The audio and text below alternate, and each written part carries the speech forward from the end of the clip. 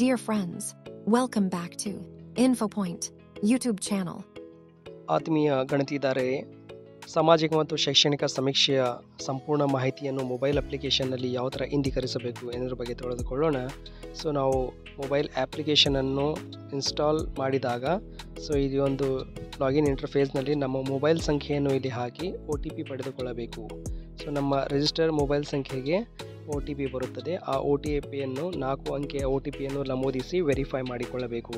ಈ ಥರ ವೆರಿಫೈ ಮಾಡಿದ ನಂತರ ಅಪ್ಲಿಕೇಶನಲ್ಲಿ ಡ್ಯಾಶ್ಬೋರ್ಡ್ ದೊರೆಯುತ್ತದೆ. ಸೊ ಇದರಲ್ಲಿ ನೀವು ನೋಡ್ತಾ ಇರ್ಬೋದು, ಸರ್ವೇಸ್ನಲ್ಲಿ ಇಲ್ಲಿ 0/100 ಇದೆಯಲ್ಲ. ಸೊ ಈ ಒಂದು ಪಾರ್ಟ್ನಲ್ಲಿ 100 ಮನೆಗಳು ಇವೆ. So not completed 0. So draft ಬಾಕ್ಸ್ನಲ್ಲಿ 0 ಇದೆ. ನಂತರ ಕೆಳಗಡೆ ಸ್ಟಾರ್ಟ್ ನ್ಯೂ ಸರ್ವೆ ಇದೆ. ಸೊ ಇದು ನಾವು ಗ್ರೀನ್ ಬಟನ್ ಮೇಲೆ ನಾವು ಕ್ಲಿಕ್ ಮಾಡಿದಾಗ ಎಷ್ಟು ಮನೆಗಳು ಕಂಪ್ಲೀಟ್ ಆಗಿವೆ ಇವುಗಳ ಮಾಹಿತಿ ಕೆಳಗಡೆ ಬರುತ್ತದೆ. ಸೊ ಸ್ಟಿಲ್ ಇದು ಯಾವುದೇ ಥರದ ಕಂಪ್ಲೀಟ್ ಆಗಿಲ್ಲ, 0 ಇದೆ. ನಂತರ ಪೆಂಡಿಂಗ್ನಲ್ಲಿರುವಂಥ ಮಾಹಿತಿ ನೀವು ಓಪನ್ ಮಾಡಿದರೆ ಸೊ ಇಲ್ಲಿ ಎಲ್ಲ ಎಷ್ಟು ಮನೆಗಳು ಇವೆ ಅಲ್ಲ, 100 ಮನೆಗಳು, ಈ ಎಲ್ಲ ಹೌಸಸ್ಗಳು ಇಲ್ಲಿ ಸರ್ವೆ ಮಾಡುವಂತಹ ಹೌಸಸ್ಗಳಾಗಿವೆ. ಸೊ ಇದರ ಒಂದು ಯುನೀಕ್ ಹೌಸ್ ID ಕೂಡ ಇಲ್ಲಿ ನಮ್ಮ ಪ್ರಿಫಿಲ್ಡ್ ಇದರಲ್ಲಿ ಇರುತ್ತದೆ. ಸೊ ಇದನ್ನು ನಾವು ಬ್ಯಾಕ್ ಬಟನ್ ಒತ್ತುವ ಮೂಲಕ ಮತ್ತೊಮ್ಮೆ ನಾವೇನಿದೆ ಇಲ್ಲಿ ಸ್ಟಾರ್ಟ್ ನ್ಯೂ ಸರ್ವೆ ಎಂದು ಕ್ಲಿಕ್ ಮಾಡುವ ಮೂಲಕ ಸರ್ವೆಯನ್ನು ನಾವು ಸ್ಟಾರ್ಟ್ ಮಾಡಬಹುದು. ಈ ಸರ್ವೆಯು ಮೊದಲು ಯುನೀಕ್ ಹೌಸ್ IDಯ ಮೂಲಕ ಇಲ್ಲಿ ಸ್ಟಾರ್ಟ್ ಆಗುತ್ತದೆ. ಸೊ ಇಲ್ಲಿ ಕಾಣುವಂತಹ ಈ ಒಂದು ಆಪ್ಷನ್ ಮೂಲಕ ನಾವು ಸೆಲೆಕ್ಟ್ UHID. ಸೊ ಹೆಚ್ಕಾಮ್ ಆಗಲಿ ಜಸ್ಕಾಮ್ ಆಗಲಿ ಇವರು ನಮ್ಮ ಮನೆಯ ಮೇಲೆ ಒಂದು ಸ್ಟಿಕರ್ ಹಚ್ಚಿದ್ದಾರೆ. ಸೊ ಆ ಸ್ಟಿಕರ್ನಲ್ಲಿ ಇರುವಂತಹ UHID ಇಲ್ಲಿನೇ ಪ್ರಿಫಿಲ್ಡ್ ಇರುತ್ತದೆ. ಸೊ ನಮಗೆ ಯಾವ ಅಸೈನ್ ಮಾಡಿದಾರಲ್ಲ, ಸೊ ಆ ಮನೆಗಳ UHID ಆಲ್ರೆಡಿ ಇಲ್ಲಿ ಇರುತ್ತದೆ. ಅದನ್ನು ನಾವು ಸರ್ಚ್ ಮಾಡುವ ಮೂಲಕ ಅದನ್ನು ಸೆಲೆಕ್ಟ್ ಮಾಡಿಕೊಳ್ಳಬೇಕು ಅಥವಾ ಜನರೇಟ್ ಮಾಡಿಕೊಳ್ಳಬೇಕು. ಇಲ್ಲಿ ಸರ್ಚ್ ಆಪ್ಷನ್ ಕೂಡ ಇದೆ. ಇದರಲ್ಲಿ ನೀವು ಆ ಮನೆಯ UHIDಯನ್ನು ಹಾಕಿದಾಗ ಆ ಮನೆಯ ಸಂಖ್ಯೆ ಇಲ್ಲಿ ಬರುತ್ತದೆ. ಇದಾದ ನಂತರ ಸಮೀಕ್ಷೆಯ ಉತ್ತರ ನೀಡುವ ವ್ಯಕ್ತಿ ಯಾರು ನಮಗೆ ಸಮೀಕ್ಷೆಯ ಉತ್ತರಗಳನ್ನು ನೀಡುತ್ತಾರೆ ಆ ಕುಟುಂಬ ಸದಸ್ಯರ ಫೋಟೋವನ್ನು ನಾವಿಲ್ಲಿ ತೆಗೆದುಕೊಳ್ಳಬೇಕಾಗುತ್ತದೆ. So while using the app button ಒತ್ತುವ ಮೂಲಕ ನಾವು ಇಲ್ಲಿ ಕ್ಯಾಮ್ರಾ ಓಪನ್ ಮಾಡಬಹುದು. ಈ ಥರ ಕ್ಯಾಮ್ರಾ ಓಪನ್ ಆಗುತ್ತದೆ. ಆ ವ್ಯಕ್ತಿಯ ಚಿತ್ರವನ್ನು ನಾವು ಇಲ್ಲಿ ಸೆಲೆಕ್ಟ್ ಮಾಡಿ ಅಪ್ಲೋಡ್ ಮಾಡಬೇಕು. ಸೊ ಇಲ್ಲಿ ಟ್ಯಾಪ್ ಟು ರೀಟೇಕ್ ಫೋಟೋ ಇದೆ. ಫೋಟೋ ಚೆನ್ನಾಗಿ ಬಂದಿಲ್ಲ ಅಂದರೆ ಅದನ್ನು ನಾವು ರೀಟೇಕ್ ಕೂಡ ನಾವು ಮಾಡಿಕೊಳ್ಳಬಹುದು. ನಂತರ ಟೈಪ್ ಆಫ್ IDನಲ್ಲಿ 2 ಆಪ್ಷನ್ಸ್ಗಳಿವೆ. ರೇಷನ್ ಕಾರ್ಡ್ ಇದೆ, ಇನ್ನೊಂದು ಆಧಾರ್ ಕಾರ್ಡ್ ಮಾತ್ರ ಇದೆ. ಸೊ ಇಲ್ಲಿ ಹೆಚ್ಚು ನಾವು ರೇಷನ್ ಕಾರ್ಡನ್ನು ಸೆಲೆಕ್ಟ್ ಮಾಡುವ ಮೂಲಕ ಇಲ್ಲಿ ನಾವು ಮಾಹಿತಿಯನ್ನು ತೆಗೆದುಕೊಳ್ಳಲು ಸರಳವಾಗುತ್ತದೆ. ಸೊ ಇಲ್ಲಿ ಆಧಾರ್ ಕಾರ್ಡ್ ನೀವು ಹಾಕಿದರೆ ಆಧಾರ್ನಲ್ಲಿರುವಂಥ ಹೆಸರನ್ನು ನಾವಿಲ್ಲಿ ಎಂಟ್ರ್ ಮಾಡಿ ಇದನ್ನು ನಾವೇನಿದೆ ಅವರು ಆಧಾರ್ ಮೂಲಕ ಕೂಡ ನಾವಿಲ್ಲಿ ಆ್ಯಡ್ ಮಾಡಬಹುದು. ಸೊ ಫಸ್ಟ್ ನಾನು ಎಲ್ಲಿ 2 ಆಪ್ಷನ್ಸ್ಗಳಿವೆ ಇದರಲ್ಲಿ ರೇಷನ್ ಕಾರ್ಡನ್ನು ತೆಗೆದುಕೊಂಡು ಆ ರೇಷನ್ ಕಾರ್ಡಿನ ID ಸಂಖ್ಯೆಯನ್ನು ಇಲ್ಲಿ ನಾನು ಹಾಕುತ್ತಾ ಇದ್ದೇನೆ. So this is a dummy application. So ಇದರಲ್ಲಿ ಒಂದು ರೇಷನ್ ಕಾರ್ಡ್ ಅಪ್ಲಿಕೇಶನ್ IDಯನ್ನು ಹಾಕಿ ಸರ್ಚ್ ಮಾಡಿದಾಗ ಅಥವಾ ಸಬ್ಮಿಟ್ ಮಾಡಿದಾಗ ಆ ರೇಷನ್ ಕಾರ್ಡಿನಲ್ಲಿ ಇರುವಂತಹ ಸದಸ್ಯರ ಹೆಸರುಗಳು ಇಲ್ಲಿ ಲಭ್ಯವಾಗುತ್ತವೆ. ಸೊ ಈ ಒಂದು ಕುಟುಂಬದ ಮಾಹಿತಿಯಲ್ಲಿ ಟೋಟಲ್ ನಂಬರ್ ಆಫ್ ಮೆಂಬರ್ಸ್ 2 ಇದೆ, 2 ಸದಸ್ಯರಿದ್ದಾರೆ. ಸೊ 1 ಮತ್ತು 2 ಇವರ ಒಂದು ಮಾಹಿತಿ ಕೂಡ ಇಲ್ಲಿ ಲಭ್ಯವಿದೆ, ಮೇಲ್ ಫಿಮೇಲ್ ಇತ್ಯಾದಿ. ನಂತರ ಹೆಡ್ ಆಫ್ ಫ್ಯಾಮಿಲಿ ಯಾರಿದ್ದಾರೆ ಅದು ಕೂಡ ಇಲ್ಲಿ ಮಾರ್ಕ್ ಆಗಿದೆ. ನಂತರ ಇಲ್ಲಿ ಆ್ಯಕ್ಟಿವ್ ಇದ್ದರೆ ಆ್ಯಕ್ಟಿವ್, ನಂತರ ಡಿಸೀಸ್ಡ್ ಇದ್ದರೆ ಡಿಸೀಸ್. ಸೊ ಮರಣ ಹೊಂದಿದರೆ ನಾವು ಅದನ್ನು ಡಿಸೀಸ್ ಕೂಡ ನಾವು ಇಲ್ಲಿ ಮಾಡಬಹುದು. ಸೊ ಆ್ಯಕ್ಟಿವ್ ಇದ್ದರೆ ಅದನ್ನು ನಾವು ಇಲ್ಲಿ ಸಬ್ಮಿಟ್ ಮಾಡಬಹುದು. ಸೊ ಇಲ್ಲಿ ಟ್ಯಾಪ್ ಟು ಮೇಕ್ HOF ಇದೆಯಲ್ಲ, ಹೆಡ್ ಆಫ್ ಫ್ಯಾಮಿಲಿ. ಸೊ ಯಾರು ಬೇಕಾದರೂ ನಾವಿಲ್ಲಿ ಹೆಡ್ ಆಫ್ ಫ್ಯಾಮಿಲಿ ಮಾಡಬಹುದು. ಈ ಥರ ಸೆಲೆಕ್ಟ್ ಮಾಡಿದ ನಂತರ ಕೆಳಗಡೆ ಪ್ಲಸ್ ಸದಸ್ಯರನ್ನು ಸೇರಿಸಿ ಇದೆಯಲ್ಲ, ಈ ಒಂದು ಬಟನ್ ಮೇಲೆ ಕ್ಲಿಕ್ ಮಾಡಿದಾಗ ಆಧಾರ್ ಇದ್ದರೆ ಆಧಾರ್ ಮುಖಾಂತರ ಅಥವಾ ಆಧಾರ್ ಇರಲಿಕ್ಕರೆ ಅವರ ಜನನ ಪ್ರಮಾಣ ಪತ್ರದ ಮೂಲಕ ಆ ವ್ಯಕ್ತಿಯನ್ನು ನಾವಿಲ್ಲಿ ಎಕ್ಸ್ಟ್ರಾ ವ್ಯಕ್ತಿಯನ್ನು ಆ್ಯಡ್ ಮಾಡಬಹುದು. ಓಕೆ, ಅವರ ಹೆಸರು, upload birth certificate, select the gender, ನಂತರ ಸದಸ್ಯರನ್ನು ಸೇರಿಸಿ. ಈ ಆಪ್ಷನ್ ಮೂಲಕ ನಾವೇನಿದೆ ಬರ್ತ್ ಸರ್ಟಿಫಿಕೇಟ್ ಮೂಲಕ ಆ್ಯಡ್ ಮಾಡಬಹುದು. ಅಥವಾ ಆ ವ್ಯಕ್ತಿಯ ಆಧಾರ್ ಸಂಖ್ಯೆ ಇದ್ದರೆ ಸೊ ಆಧಾರ್ ಕಾರ್ಡ್ ಮೂಲಕ ಅವರನ್ನು ನಾವು KYC ಮೂಲಕ ಅವರನ್ನು ಆ್ಯಡ್ ಮಾಡಬಹುದು. ಈ ತರಹ ರೇಷನ್ ಕಾರ್ಡ್ನಲ್ಲಿ ಇಲ್ಲದಿರುವಂತಹ ವ್ಯಕ್ತಿಗಳನ್ನು ನಾವು ಆ್ಯಡ್ ಮಾಡಬಹುದು. ನೋಡಿ, ಈ KYCನಲ್ಲಿ ಅವರ ಆಧಾರ್ ಸಂಖ್ಯೆಯನ್ನು ಹಾಕಿ ಕೆಳಗಡೆ ಕಾಣುವಂಥ ದೃಢೀಕರಣದ ವಿಧಾನವನ್ನು OTPಯನ್ನು ಪಡೆದುಕೊಂಡು ಸೊ ರಿಜಿಸ್ಟರ್ ಮೊಬೈಲ್ ಸಂಖ್ಯೆಗೆ OTP ಬರುತ್ತದೆ. ಆ OTPಯನ್ನು ಇಲ್ಲಿ ನಮೂದಿಸಿ ಸೊ ಚೆಕ್ ಬಾಕ್ಸ್ ಡಿಕ್ಲರೇಷನನ್ನು ಓಕೆ ಮಾಡಿ OTP ಪಡೆಯಿರಿ ಮೂಲಕ ಅವರನ್ನು ನಾವು ಆ್ಯಡ್ ಮಾಡಬಹುದು. ಸೊ ಇದು 2 ಆಪ್ಷನ್. ಈ ಥರ ಬೇರೆ ಸದಸ್ಯರನ್ನು ನಾವು ಆ್ಯಡ್ ಮಾಡಬಹುದು. ಬನ್ನಿ ಈಗ ನಾವು ಮುಂದುವರಿಯೋಣ. ಈ ಥರ ಮುಂದುವರಿಸಿ ಬಟನ್ ಮೇಲೆ ನಾವು ಕ್ಲಿಕ್ ಮಾಡಿದಾಗ ಇಲ್ಲಿ ಕನ್ಫರ್ಮ್ ಬರುತ್ತದೆ. ಸೊ ಹೆಡ್ ಆಫ್ ಫ್ಯಾಮಿಲಿ ಯಾರಿದ್ದಾರೆ ಅವರನ್ನು ನಾವು ಸೆಲೆಕ್ಟ್ ಮಾಡಿದ್ರಲ್ಲ ಅದನ್ನು ಕನ್ಫರ್ಮ್ ಮಾಡಬೇಕಾಗುತ್ತದೆ. ನಂತರ ಮುಂದುವರಿಯಿರಿ ಬಟನ್ ಮೇಲೆ ಕ್ಲಿಕ್ ಮಾಡಿ. ಈ ಥರ ಕ್ಲಿಕ್ ಮಾಡಿದಾಗ ಇಲ್ಲಿ ಫಸ್ಟ್ ಪರ್ಸನ್ ಏನಿದೆ ಹೆಡ್ ಆಫ್ ಫ್ಯಾಮಿಲಿ ಇದೆ. ಸೊ ಇದರಲ್ಲಿ ಕ್ರೌನ್ ಒಂದು ಸಿಂಬಾಲ್ ಇದೆಯಲ್ಲ, she is the head of the family. So ಅವರ ಮೇಲೆ ನಾವು ಕ್ಲಿಕ್ ಮಾಡಿದಾಗ ಅವರ ಒಂದು ಮೆಂಬರ್ ಡೀಟೇಲ್ಸ್ ಇಲ್ಲಿ ಬರುತ್ತದೆ. ಸೊ 1 ರಿಂದ 40 ಸಂಖ್ಯೆಗಳ ಒಂದು ಮಾಹಿತಿ ಅವರು ಕೊಡಬೇಕಾಗುತ್ತದೆ. ಸೊ ಫಸ್ಟ್ ಅವರ ಒಂದು ಮೊಬೈಲ್ ಸಂಖ್ಯೆ, ಸೊ ಅವರಲ್ಲಿರುವಂತಹ ಮೊಬೈಲ್ ಸಂಖ್ಯೆಯನ್ನು ಹಾಕಿ ಅದನ್ನು ನಾವು ವೆರಿಫೈ ಮಾಡಬೇಕು. ಸೊ ಅವರ ಒಂದು ಮೊಬೈಲ್ ಸಂಖ್ಯೆಗೆ OTP ಬರುತ್ತದೆ, ಆ OTPಯನ್ನು ಪಡೆದುಕೊಂಡು ವೆರಿಫೈ ಮಾಡಿ. ನಂತರ ಕುಟುಂಬದ ಮುಖ್ಯಸ್ಥರ ತಂದೆಯ ವಿವರ ಇಲ್ಲಿದೆ. ಸೊ ಅಸೈನ್ ಮಾಡಿರುವಂತಹ ಕುಟುಂಬದ ಮುಖ್ಯಸ್ಥರ ತಂದೆಯ ವಿದ್ಯಾರ್ಥಿ, ಉದ್ಯೋಗ ಮತ್ತು ಜನ್ಮ ಜಿಲ್ಲೆಯನ್ನು ನಾವಿಲ್ಲಿ ನಮೂದಿಸಬೇಕಾಗುತ್ತದೆ. ಸೊ ಇದು ಡ್ರಾಪ್ ಡೌನ್ ಮೆನು ಇದೆ, ಅದನ್ನು ಕ್ಲಿಕ್ ಮಾಡಿದಾಗ ಅದಕ್ಕೆ ಸಂಬಂಧಿಸಿದ ಆಪ್ಷನ್ಸ್ಗಳು ಇಲ್ಲಿ ಲಭ್ಯವಾಗುತ್ತವೆ. ಅವುಗಳನ್ನು ನಾವು ಸೆಲೆಕ್ಟ್ ಮಾಡುವ ಮೂಲಕ ಇದನ್ನು ನಾವು ಸಬ್ಮಿಟ್ ಮಾಡಬಹುದು. ಸೊ ಫಾರ್ ಎಕ್ಸಾಂಪಲ್ ವಿದ್ಯಾರ್ಥಿ ಇದೆ, ವಿದ್ಯಾರ್ಥಿ, ಸೊ ನೀವು ಕ್ಲಿಕ್ ಮಾಡಿದರೆ ಅವರ ಒಂದು ಮಾಹಿತಿ ಇಲ್ಲಿ ಬರುತ್ತದೆ. ಉದ್ಯೋಗ ಇದೆ, ಉದ್ಯೋಗ ನೀವು ಕ್ಲಿಕ್ ಮಾಡಿ. ಸೊ ಪ್ರೈವೇಟ್ ಆಗಲಿ ಗೌರ್ಮೆಂಟ್ ಆಗಲಿ ಈ ಥರ ಬರುತ್ತದೆ.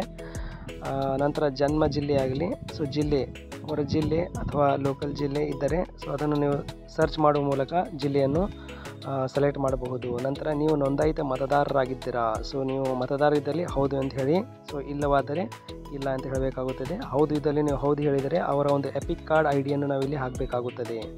ಓಕೆ, ಈ ಥರ ಏನಿದೆ. ನಂತರ ಕುಟುಂಬ ಮುಖ್ಯಸ್ಥರೊಂದಿಗೆ ಸಂಬಂಧ ಏನಿದೆಯಲ್ಲ ಅದನ್ನು ನಾವು ಸೆಲೆಕ್ಟ್ ಮಾಡಬೇಕು. ಸೊ ಹೆಡ್ ಆಫ್ ಫ್ಯಾಮಿಲಿ ಇದ್ದರೆ ಸ್ವಂತ ಎಂದು ಇಲ್ಲಿ ಬರುತ್ತದೆ. ಓಕೆ, ನಂತರ ಏನಿದೆ ಅವರ ಒಂದು ಧರ್ಮ ಯಾವುದು, ಸೊ ಆ ಧರ್ಮವನ್ನು ನಾವಿಲ್ಲಿ ಸೆಲೆಕ್ಟ್ ಮಾಡಿ. ನಂತರ ಜಾತಿ ಇದೆಯಲ್ಲ, ಈ ಜಾತಿ ಕಾಲಮ್ನಲ್ಲಿ ಸರ್ಚ್ ಬಟನ್ ಇದೆ, ಆ ಒಂದು ಸರ್ಚ್ ಬಾಕ್ಸ್ನಲ್ಲಿ ಅವರ ಜಾತಿ ಟೈಪ್ ಮಾಡುವ ಮೂಲಕ ಸರ್ಚ್ ಮಾಡಿ ಅದನ್ನು ನಾವು ಕ್ಲಿಕ್ ಮಾಡಬಹುದು. ಓಕೆ, ಜಾತಿ ಎಲ್ಲಿ ನಾವು ಸ್ಟಾರ್ ಮಾರ್ಕ್ ಇದೆಯಲ್ಲ ಅದು ಕಂಪಲ್ಸರಿ ಇದೆ. ಉಪಜಾತಿ ಇದ್ದಲ್ಲಿ this is not compulsory. So ಇಲ್ಲಿ ಮೆಂಡೇಟರಿ ಇದ್ದಲ್ಲಿ ಮಾತ್ರ ನೀವು ಮೆಂಡೇಟರಿ ಹಾಕಬಹುದು. ಸೊ ಅವರ ವಯಸ್ಸು ಕೂಡ ಇದೆ. ನಂತರ ಅವರು ಮಾತೃಭಾಷೆ, ಮನೆಯಲ್ಲಿ ಮಾತಾಡುವಂಥ ಭಾಷೆ ಯಾವುದಿದೆ, ಕನ್ನಡ, ಉರ್ದು, ಸೊ ಯಾವುದಿದೆಯಲ್ಲ ಅದನ್ನು ಇಲ್ಲಿ ಸೆಲೆಕ್ಟ್ ಮಾಡಬೇಕಾಗುತ್ತದೆ.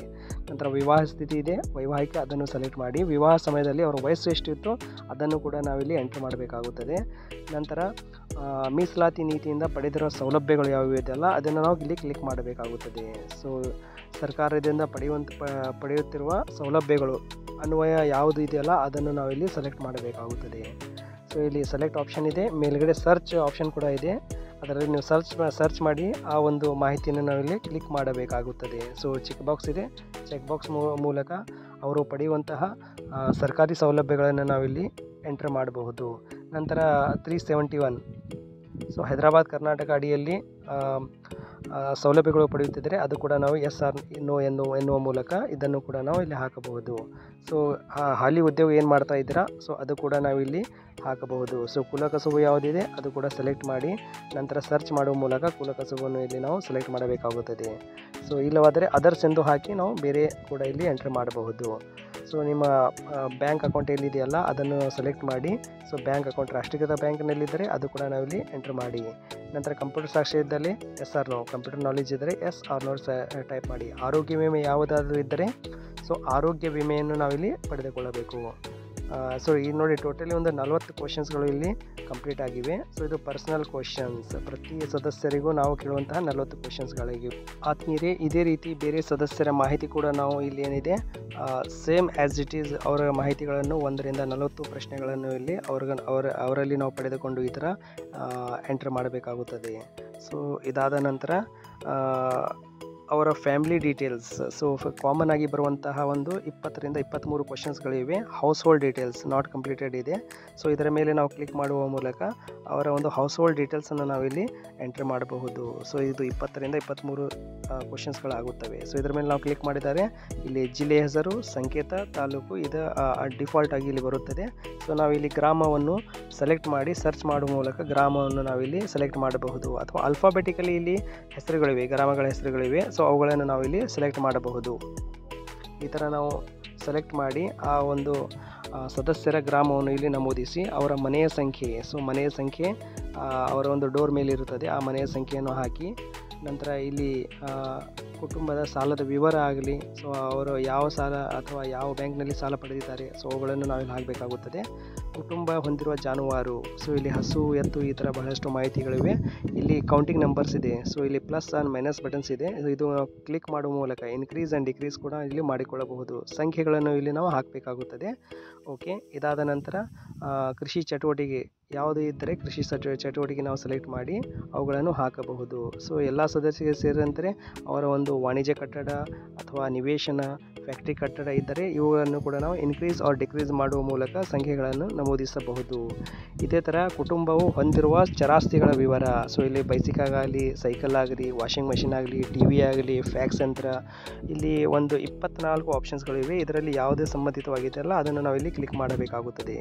ಸೊ ಸರ್ಕಾರದಿಂದ ಪಡೆದಿರುವಂಥ ಸವಲತ್ತುಗಳು, ಸೊ ಇಲ್ಲಿ ಅಂತ್ಯೋದಯ ಅನ್ನ, BPL ಕಾರ್ಡ್ ಆಗಲಿ, ಗೃಹಲಕ್ಷ್ಮಿ ಆಗಲಿ, ಗೃಹ ಜ್ಯೋತಿ ಆಗಲಿ, ಸೊ ಉದ್ಯೋಗಿನಿ, ಇಲ್ಲಿ ಎಷ್ಟು ನೀವು ಸವಲತ್ತು ಪಡೆಯುತ್ತಿದ್ದೀರಲ್ಲ ಆ ಸವಲತ್ತುಗಳನ್ನು ನಾವಿಲ್ಲಿ ಸೆಲೆಕ್ಟ್ ಮಾಡಬೇಕಾಗುತ್ತದೆ. ಕೊನೆಯ ಪರಿಶಿಷ್ಟ ಜಾತಿ ಸಮೀಕ್ಷೆಯಲ್ಲಿ SC ಜಾತಿಗಳ ಸಮೀಕ್ಷೆಯಲ್ಲಿ ನಾವು ಈ ಎಲ್ಲ ಆಪ್ಷನ್ಸ್ಗಳು ನಾವಿಲ್ಲಿ ಮಾಡಿದ್ದೇವೆ. 80% ಸೇಮ್ ಆಪ್ಷನ್ಸ್ಗಳಿವೆ. ಸೊ ಅದೇ ರೀತಿ ಇಲ್ಲಿ ಕೂಡ ಸೊ ಅವರ ಬೇಸಿಕ್ ನೀಡ್ಸ್ ಏನಿದೆಯಲ್ಲ, ಕುಡಿಯುವ ನೀರು ಆಗಲಿ, ನಂತರ ಮನೆಯಲ್ಲಿ ಉಪಯೋಗ ಮಾಡುವಂಥ ಇಂಧನ ಆಗಲಿ, ಇವೆಲ್ಲ ಮಾಹಿತಿ ಇದೆ. ಅದನ್ನು ನಾವು ಸೆಲೆಕ್ಟ್ ಮಾಡಿ ಇಲ್ಲಿ ಸಬ್ಮಿಟ್ ಮಾಡಬೇಕು. ಸೊ ಇಲ್ಲಿ ಶೌಚಾಲಯ ವ್ಯವಸ್ಥೆ ನೋಡಿ, ಮನೆ ಒಳಗಿದೆ, ಹೊರಗಿದೆ, ಆವರಣದಲ್ಲಿದೆ. ಸೊ ಇದನ್ನು ನಾವು ಸೆಲೆಕ್ಟ್ ಮಾಡಿ ನಂತರ ನಿಮ್ಮ ಪ್ರದೇಶದಲ್ಲಿ ಸೌಲಭ್ಯಗಳಿವೆ, ಯಾವ ಥರ ಸೌಲಭ್ಯಗಳಿವೆ, ಇಲ್ಲಿ ಶಿಕ್ಷಣಕ್ಕೋಸ್ಕರ ಎಜುಕೇಷನಲ್ ಇನ್ಸ್ಟಿಟ್ಯೂಟ್ ಆಗಲಿ, ಸ್ಮಶಾನ ಆಗಲಿ, ಗ್ರಾಮ ಸಂತೆಗಳು ಆಗಲಿ, ಯಾವ್ಯಾವ ಇದೆಯಲ್ಲ ಅವುಗಳನ್ನು ನಾವು ಇಲ್ಲಿ ಕ್ಲಿಕ್ ಮಾಡಬೇಕಾಗುತ್ತದೆ. ಸೊ ಅನಿವಾಸಿ ಭಾರತೀಯರಿದ್ದೀರಾ, ಹೌದು ಅಥವಾ ಇಲ್ಲ, ಸೊ ಇವುಗಳನ್ನು ನಾವು ಹಾಕಿ ಇದೇ ರೀತಿ ಏನಿದೆ, ನಿಮ್ಮ ಕುಟುಂಬ ಯಾವುದಾದ್ರೂ ಕಾರಣದಿಂದ ನಿರ್ವಸಿತಗೊಂಡಿದೆಯೇ, so displaced for any reason, yes or no, so ಇದನ್ನು ಕೂಡ ನಾವಿಲ್ಲಿ ಹಾಕಿ 60 ಪ್ರಶ್ನೆಗಳಿಗೆ ನಾವಿಲ್ಲಿ ಉತ್ತರವನ್ನು ನೀಡಬೇಕಾಗುತ್ತದೆ. ಈ ಥರ ಆದ ಮೇಲೆ ಸೇವ್ ಆ್ಯಂಡ್ ಕಂಟಿನ್ಯೂ ಬಟನ್ ಮೂಲಕ ನಾವು ಮುಂದೆ ಹೋದರೆ ಕೊನೆಯದಾಗಿ ಇಲ್ಲಿ ನೋಡ್ತಾ ಇರ್ಬೋದು ಮೆಂಬರ್ ಆಫ್ ಸರ್ವೆನಲ್ಲಿ 2 ಕಂಪ್ಲೀಟೆಡ್ ಆಗಿದೆ. ನಂತರ ಸಬ್ಮಿಟ್ ಸರ್ವೆ ಕೆಳಗಡೆ ಇರುವಂಥ ಬಟನ್ ಮೇಲೆ ನಾವು ಕ್ಲಿಕ್ ಮಾಡಿದರೆ ಇಲ್ಲಿ ಅಪ್ಲಿಕೇಶನ್ ಸಬ್ಮಿಟ್ ಆಗುತ್ತದೆ. ನಂತರ ಒಂದು ರೆಫರೆನ್ಸ್ ID ಕೂಡ ಇಲ್ಲಿ ಕ್ರಿಯೇಟ್ ಆಗುತ್ತದೆ, ಅದನ್ನು ನಾವು ನೋಟ್ ಮಾಡಿಕೊಳ್ಳಬಹುದು. ಓಕೆ, ಆದಮೇಲೆ ಈ ಒಂದು ನಮ್ಮ ವಿಡಿಯೋ ನಿಮಗೆ ಇಷ್ಟವಾದಲ್ಲಿ ನಮ್ಮ ಚಾನಲನ್ನು ಸಬ್ಸ್ಕ್ರೈಬ್ ಮಾಡಿ, ನಮ್ಮ ವಿಡಿಯೋಗಳನ್ನು ಲೈಕ್ ಮಾಡಿ. ಧನ್ಯವಾದಗಳು.